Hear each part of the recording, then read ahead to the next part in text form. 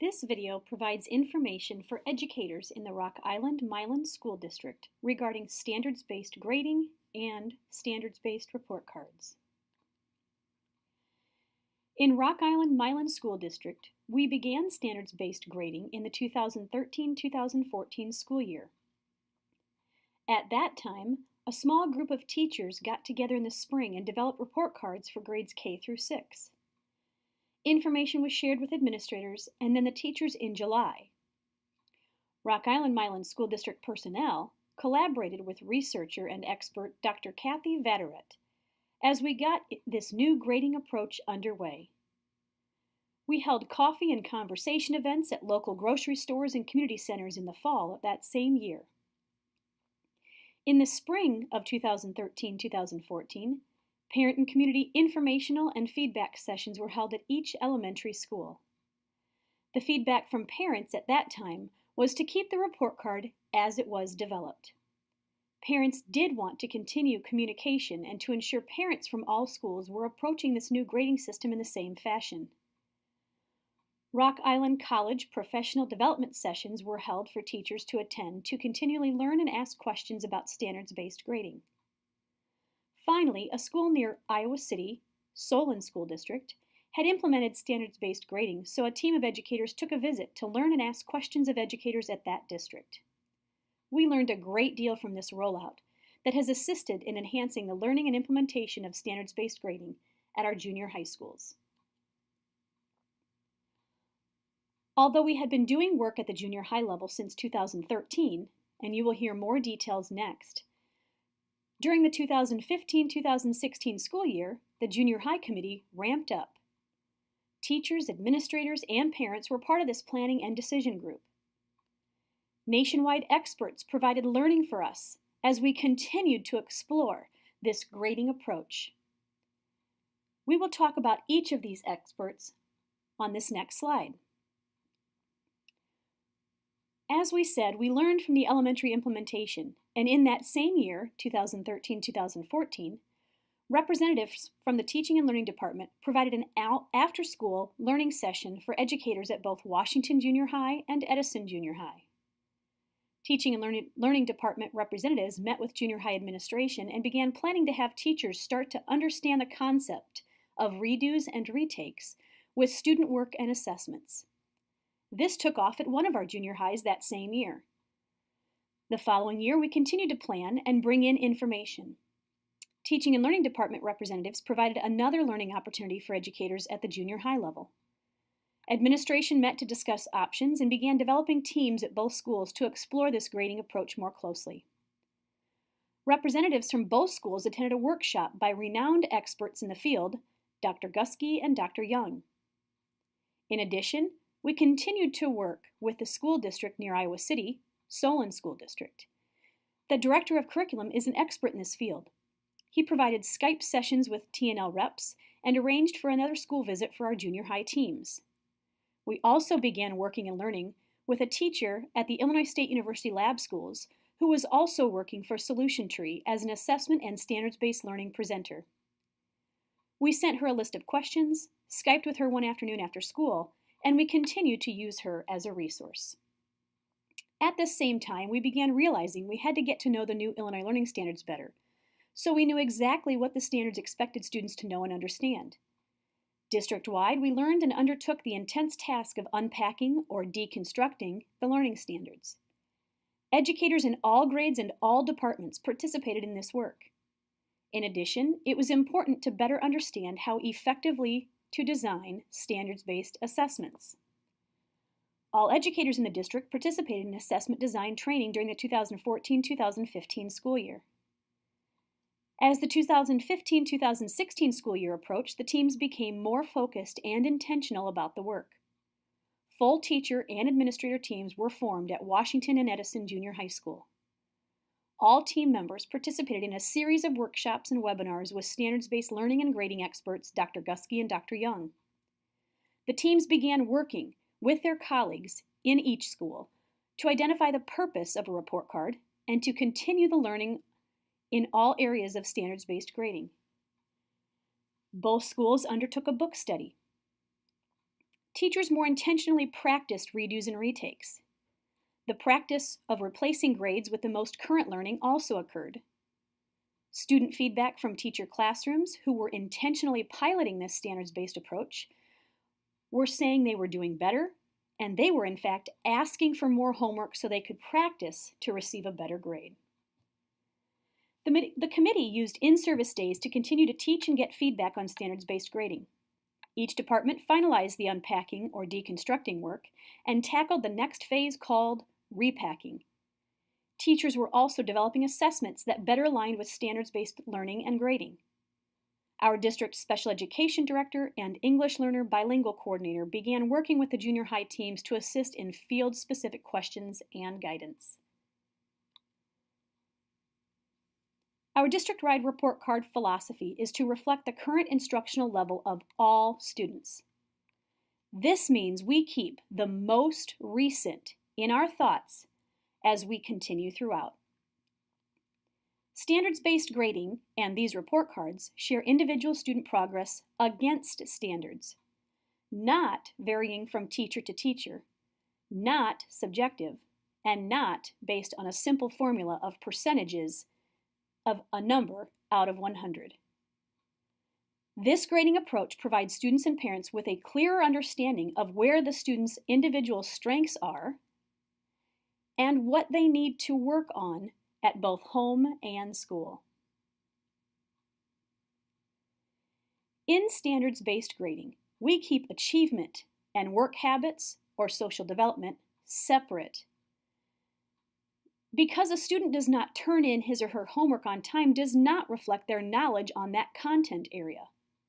However, it would be appropriate to look at what area of the habits of success or work habits that student would be rated when they don't complete homework. A key understanding is that homework is intentional and homework is required. We must take a look at how we apply homework and how we grade homework. That change may cause your practice to change in the classroom. Students must have a clear understanding of the expectations. All grades and reports should be based on specific learning goals and standards. The report card identifies these for you.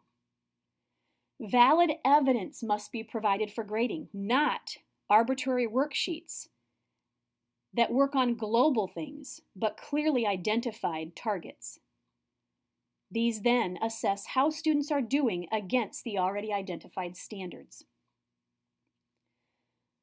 The focus must be on achievement, and we must report habits of success or work habits, such as behavior, homework completion, organization, effort, etc., all separately from the achievement of academic content. We must avoid grading based on complete averages.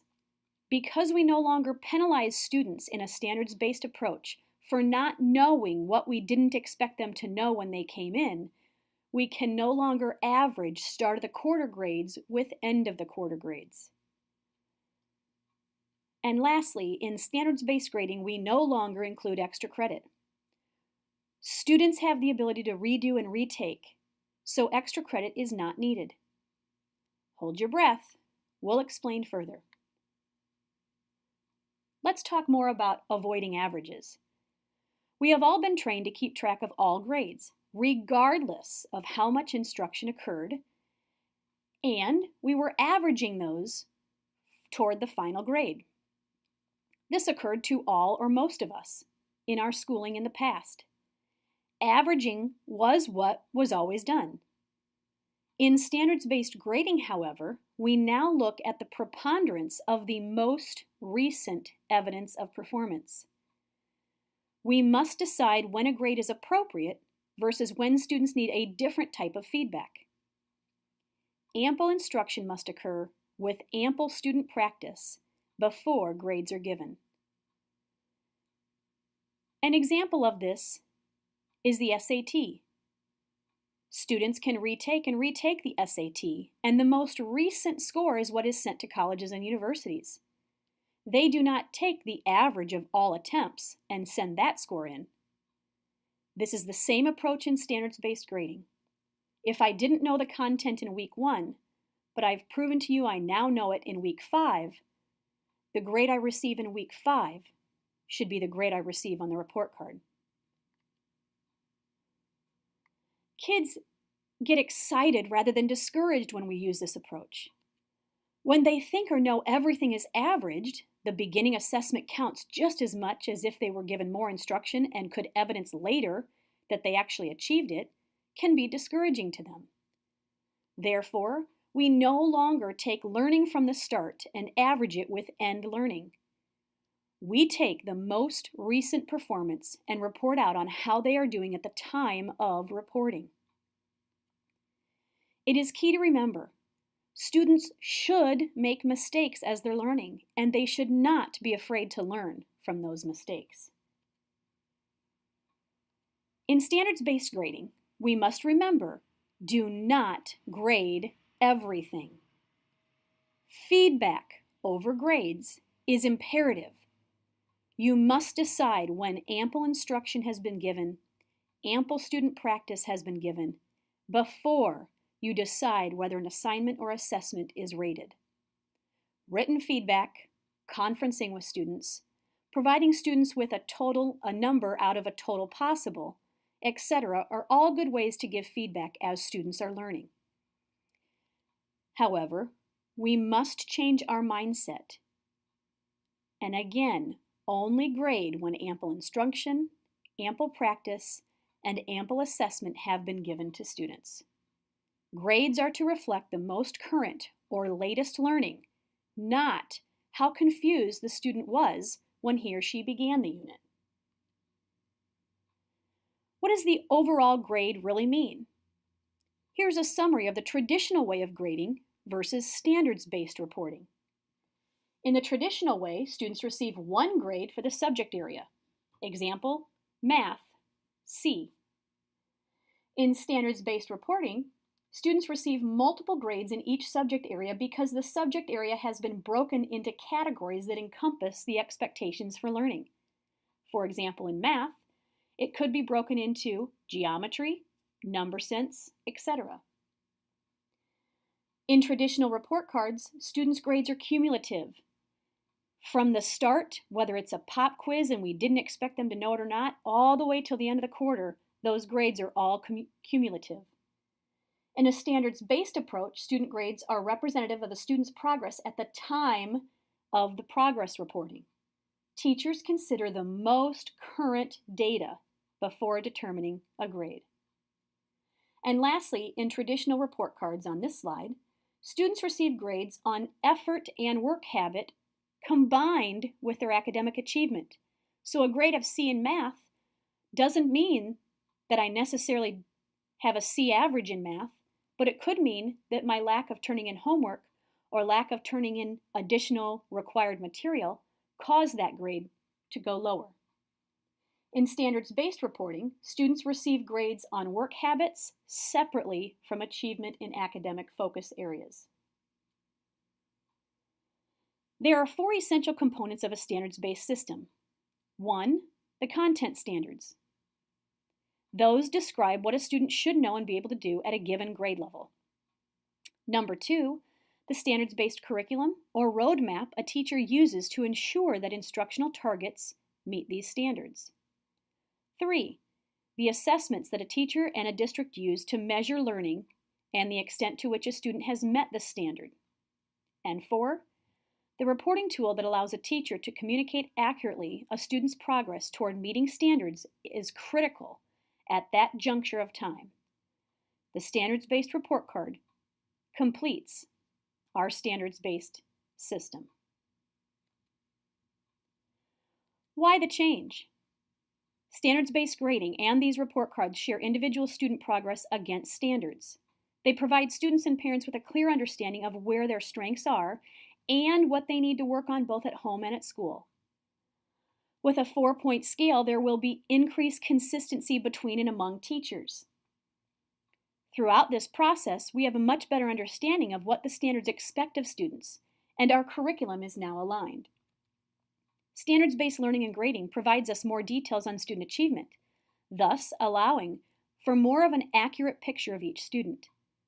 Once we have this more accurate picture, we can better work on closing the achievement gaps. Standards-based learning and standards-based grading is a national move in education across the country. So you may be pondering about, how do you grade in a standards-based approach? Again, is it all about doing the homework and turning it in? Is it all about students who receive the most points? Do you reward work completion, or do you reward learning? In a standards-based approach, the learning is what's awarded or rewarded. Can students do a skill, or are they punished for not doing homework? Again, in standards-based, homework is important. It doesn't mean homework can't count.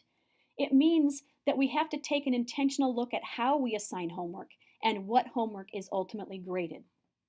We must ensure they can do the skill, not the task of turning in the homework or doing the homework. If grades are extrinsic motivators, they can destroy intrinsic motivation. Good grades may motivate, but poor grades have no motivational value. Let's talk more in depth about redos, retakes, and do-overs.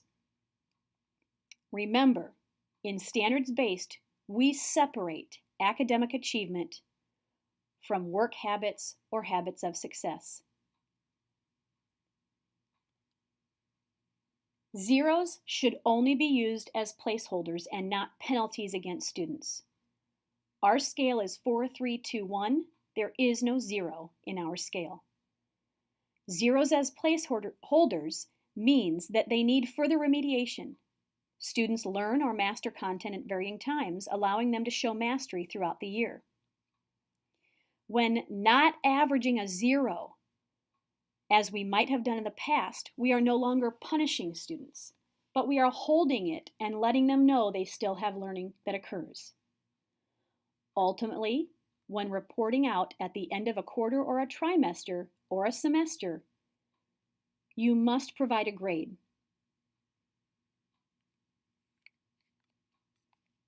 Remove extra credit. Because students are allowed to redo, retake, or do over, extra credit is no longer needed. Use only the most recent student results when you report out. You might be thinking, how will I ever have the time and the ability to allow students to redo or retake assignments or assessments? Here are some ideas. Remediation should be active. This is about students setting their plan, students reflecting on what they didn't do correctly on the assessment, students putting in the effort in order to redo or retake an assignment or an assessment. The student must develop a plan. Of course, as educators, we are here to guide them in that plan. The remediation could be incorporated right through RTI. Other remediation ideas could be students have to do test corrections to show that they've learned something more in order to redo or retake. Maybe some take-home review quizzes to view and respond to a video. Computer-assisted tutorials. Provide graphic organizers or other tools that prove that they have enhanced their learning and are now better capable of taking the assessment. Peer tutoring, teacher help, completing missing homework, or using our new MAP Skills Navigator student activities. This is an example of a redo, retake student ticket. A teacher at the junior high developed this ticket and used it in depth last year. Let's dive into each section. Remember, in order to redo or retake anything, the student must do the work to relearn the skills. They develop the plan with your assistance. In the first part of the sample ticket, the student writes their name and the specific assessment they plan to redo or retake. The criteria is listed here specifically so the student knows what's expected. The student then writes a goal for the redo or the retake. The student then reflects on why they were not prepared for the original assignment or assessment. The student reviews the assessment and identifies the areas in which they need improvement. They then list what they plan to do to prepare and improve in those noted areas. And finally, they set a date for completion, and signatures are required for both student and parent or guardian. With this example, this requires students to put work in. This will stop the students who are capable and simply chose not to study. Those students, most likely, will study in the future so that they don't go through this process. This process is truly intended for students who need additional time to learn the intended skill or target. Additional information in video format are located on YouTube as well as on our Teaching and Learning website. In YouTube, type in redos, retakes, and do-overs, and you'll find this important video from expert Rick Wormley. Again, these are also located on our Teaching and Learning website under the Standards-Based Education tab. For the 2016-2017 school year, our grading scale has changed. The grading scale, beginning now, is as follows. 4 means they are meeting or exceeding. If they reach a 4, it is imperative the teacher provide comments in the comment section on whether they are meeting or exceeding. 3, approaching expectations. 2, partially meeting expectations. And 1, beginning. Finally, NA means that standard or skill was not assessed during that reporting period. An additional rating for junior high only is IE, insufficient evidence. In our parent committee, they felt it very important to add this to the junior high level. They said the difference between not assessed, NA, and IE, insufficient evidence, was that not assessed meant the teacher had not provided ample opportunity and had decided it shouldn't be reported out yet. IE was their alert as a parent to ask their child and the teacher why they didn't have enough evidence for that specific standard to be rated. Another way to think of this rating scale is 4, yes, you have this standard met. 3, yes, but you still have a few areas to work on. 2, no, but you're starting to show evidence of learning the skill. And 1, no, you're just beginning to grasp the skill. Again, NA means that the skill or the standard was not assessed that reporting period, and the additional marking for the junior high only, IE, means the student has not completed what he or she needed to have that skill or standard rated that grading period. The behaviors are listed as habits of success in the elementary schools, and they're rated on the same grading scale, 4, 3, 2, 1. You can see on this slide some examples of the habits of success are respect, responsibility, self-control, organization, following directions, using time effectively, completing homework, and demonstrating effort or perseverance. At the junior high level, the behaviors are noted as work habits and are rated on a double plus, plus, or minus scale. As you see here, the double plus means consistently, single plus, moderately, and a minus, rarely. The work habits for junior high are slightly different than elementary. They are accountability, participation or effort, preparation and organization, and respect. These resources are available on our website.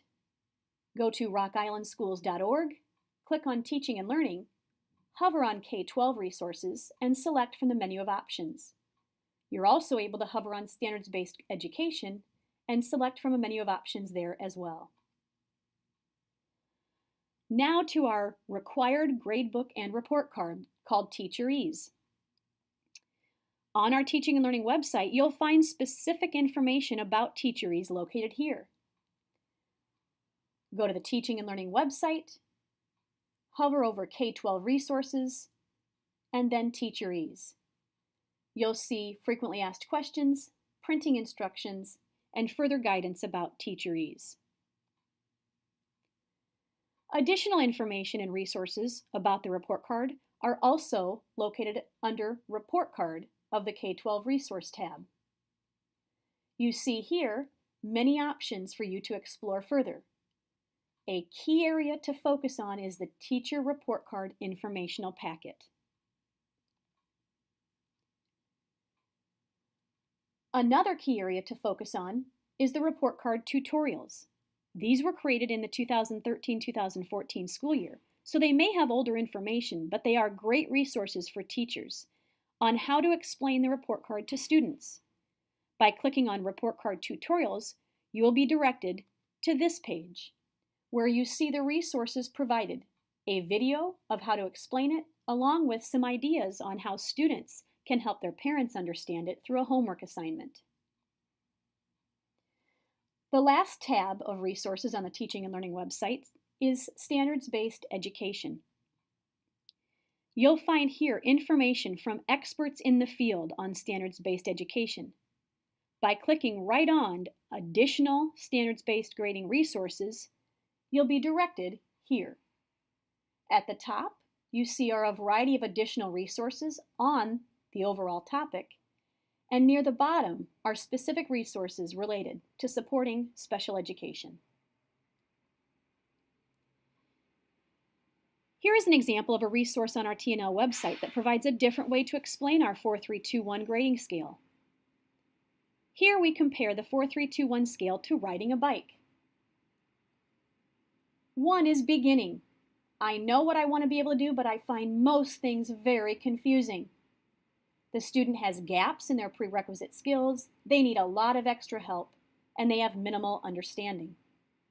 2, partially meeting. I know what I want to be able to do, but with most things I still need a lot of support and practice. The students need more practice, they're not there yet. Positive support will help. 3, approaching. I'm starting to understand what to do and some things I can do on my own. In some situations, I may need some assistance to reach the expectation. You'll see here the student needs a little more practice. They're not quite there, but they are very close. The 4, again, is meeting or exceeding. It is very important in the comments section to let the parent know if the child is meeting or if they are exceeding. In meeting, the student knows what to do and feels comfortable on their own.